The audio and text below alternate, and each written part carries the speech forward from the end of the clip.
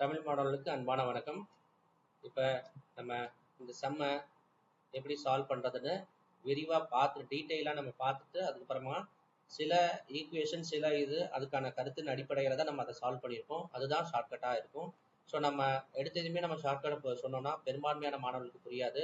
So இதோட பின்புல அறிவு ரொம்ப முக்கியமானது. ஏன்னா நம்மளுடைய பின்புல அறிவு எப்படி இருக்குது அப்படிங்கிறதான் நீட் எக்ஸாமில் சோதிக்கிறாங்க. ஸோ அடிப்படை அறிவு பிசிக்ஸில் புரிதல் எப்படி இருக்குது, அதை எப்படி அப்ளை பண்ணி கொண்டு போகிறோம் அப்படிங்கிறத பரிசோதிக்கிறாங்க. இதுதான் நேஷனல் லெவலில் நம்மளுடைய தேசிய அளவில் தர தேர்தலாக இருக்குது.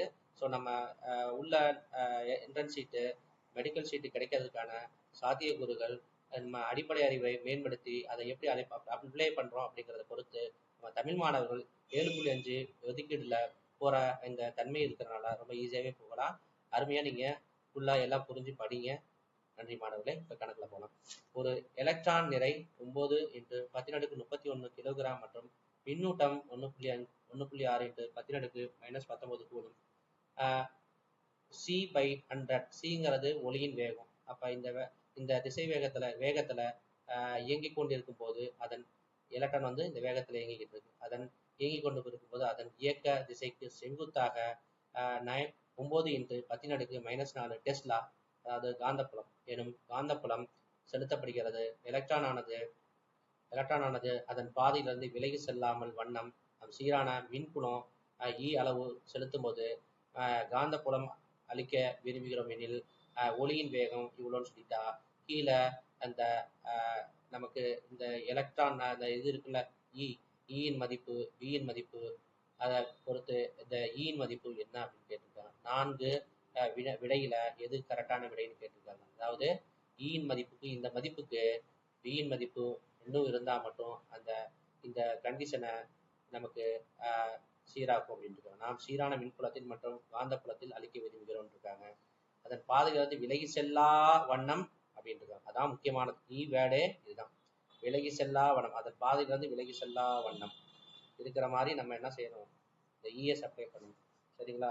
அப்போ நமக்கு பேசிக் நமக்கு கொஞ்சமாக கற்றுக்கலாம். என்ன சொல்கிறேன்னா, இது ஒரு எலக்ட்ரிக் ஃபீல்டுன்னு வச்சுக்கோங்க, இது மேக்னெட்டிக் ஃபீல்டுன்னு வச்சுக்கோங்க.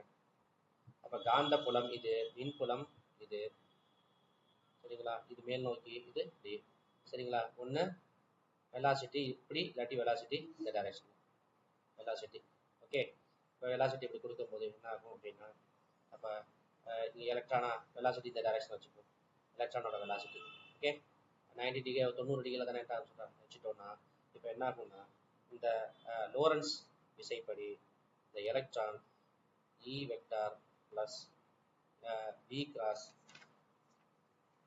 B வெக்டார் ஈக்குவல் டு 0 ஆகும். இந்த திசை இடைவெளியும் அதோட என்னது அளவுலையும் திசையிலையும் ஈக்குவலாக இருக்கும்போது இது 0 ஆகும். எது மின்புலமும் காந்தப்புலம் அளவுலையும் திசையிலையும் விசையாகப்பட்டது அளவுலையும் திசையிலையும் ஈக்குவல் ஆகும் போது இது 0 ஆகும். இந்த விசையானது 0 ஆகும். அப்படிங்கிற நமக்கு E/V = Cன்னு கிடைக்கும். இதுதான் இந்த பாதையில் விலகி செல்லா இருக்கிறதுக்கான கண்டிஷன். சரிங்களா? அப்போ E/V = C. இங்கே வெலாசிட்டி என்னன்னு கொடுத்துருக்காங்க, வெலாசிட்டி Cன்னு போடக்கூடாது, நம்ம Vன்னு தான் போடணும். ஏன்னா ஒளியின் வேகத்தோட தான் கம்மியாக தான் எந்த ஒரு பார்ட்டிக்கலும் போகும். அதுதான் லாஜிக்கு. சரிங்களா? அப்போ இந்த வியை C/100ன்னு கொடுத்துருக்காங்க. சரிங்களா? அப்போ E/V = C/100. நம்ம அந்த இதை நம்ம இதை தீர்த்தோம்னா நமக்கு ஆன்சர் கிடைச்சிடும். சரிங்களா? ஓகே, B எவ்வளோ கொடுத்துருக்காங்க, E = V × C/100. அப்போ B எவ்வளோ கொடுத்துருக்காங்க பாருங்க, டெஸ்லாவில் கொடுத்துருப்பாங்க பாருங்க, பார்க்கலாமா? 9 × 10⁻⁻⁴ 9 × 10⁻⁻⁴ 9 × 10⁻⁻⁴. சியோட வேல்யூ தான் தெரியுமே, 3 × 10⁸ 8 பை 100 10⁻2 எழுதிக்கலாம். அப்போ எவ்வளோ வரும், 9 × 3 × 10⁻⁻⁴ × 10⁻+ R. அப்போ எவ்வளோ வரும், 27 × 10⁻2. சரிங்களா? இது என்னது இ தானே, இ ஈக்குவல் டு அப்போ மின்புலம் 27 × 10⁻2 வோல்ட்/மீட்டர் வரும். ஆன்சர் கரெக்டானு பார்க்கலாமா? 4 எது கொடுத்துருக்காங்க, 27 ×